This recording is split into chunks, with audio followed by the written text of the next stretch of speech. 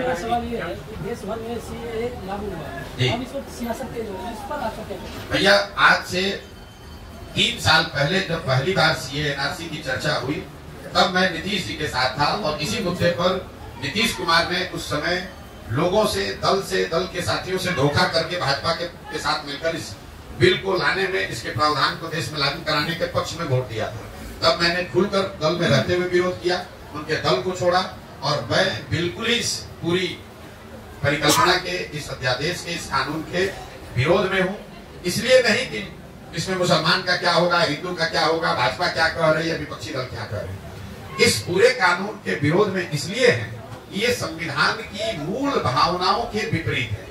जो इस देश के फाउंडिंग फादर्स हैं, जिन लोगों ने इस देश को बनाया, जिन लोगों ने संविधान को बनाया, उन्होंने इस बात को तय किया कि जाति, धर्म, वर्ग के आधार पर किसी भी तरह का भेदभाव नहीं किया जाएगा। तो जैसे ही आप नागरिकता को धर्म से जोड़ेंगे, चाहे आपकी मंशा ठीक हो या खराब हो, वो अलग विवाद का मामला है, बहस का मुद्दा है, लेकिन आप संविधान की या इस देश को बनाने वालों की जो मूल भावना है उसका अनादर कर रहे हैं। इसलिए मैं सीएए के खिलाफ में पहले भी था, आज भी हूँ और आगे भी रहूंगा। मेरा एक सवाल है कि चिराग पासवान को लेकर ये संशय खत्म हो चुका है, वो एनडीए में, एनडीए के लिए इतना महत्वपूर्ण कैसे है चिराग? अब ये तो जाकर एनडीए वालों से पूछिए, ऐसे महत्वपूर्ण। देखिए, जिस भाजपा को आप लोग इतना ताकतवर समझते हैं, ये देश मान रहा है, अमित शाह, मोदी वगैरह, अगर आप इनको गहराई से, करीब से अगर देखना, जानना, समझना चाहेंगे तो आपको पता चलेगा कि जहां पर इनके खिलाफ लोग या राजनीतिक दल खड़े होकर मजबूती से चुनाव लड़े और इनको हरा दिया, वहां पर कभी इनकी हिम्मत नहीं हुई फिर से खड़ा होकर चुनाव लड़ने की। तो बिहार वो भूमि है जब 2015 में अमित शाह और मोदी अपने सारे प्रयास के बावजूद उनको सफलता नहीं मिली।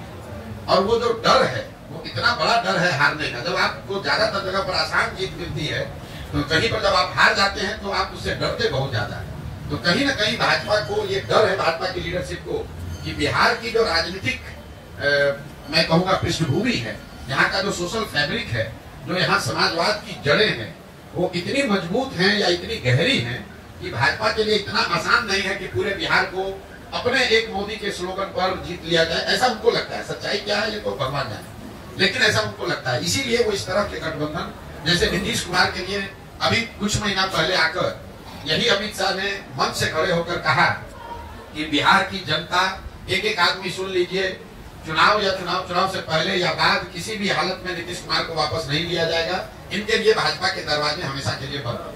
वही अमित शाह जो इतनी बड़ी बड़ी बात बोलते हैं, ये लोग दावा करते हैं हम 400 सीट जीतेंगे।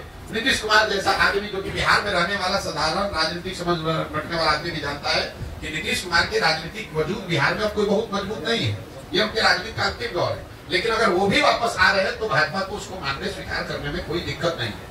तो ये इसकी वजह यह है कि बिहार की राजनीतिक भूमि को भाजपा इतना आसान मानती नहीं है। चाहे वो चिराग हो, उपेंद्र कुशवाहा हो, मांझी हो, नीतीश हो, चाहते हैं कि जितने लोगों को साथ में रखे ताकि ये खतरा ना हो कि कहीं 40 में 2-4-5 सीट का नुकसान हो जाए।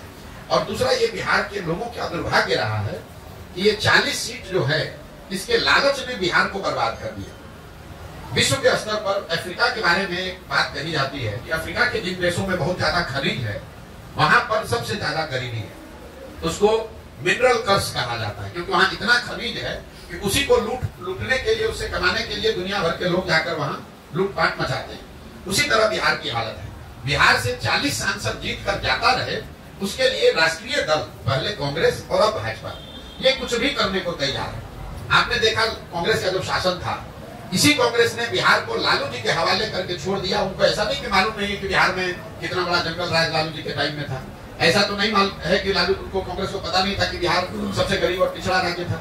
मनमोहन सिंह जी इतने बड़े इकोनॉमिस्ट थे, उनको ये पता नहीं था कि बिहार में कितनी परेशानी बदहाली है।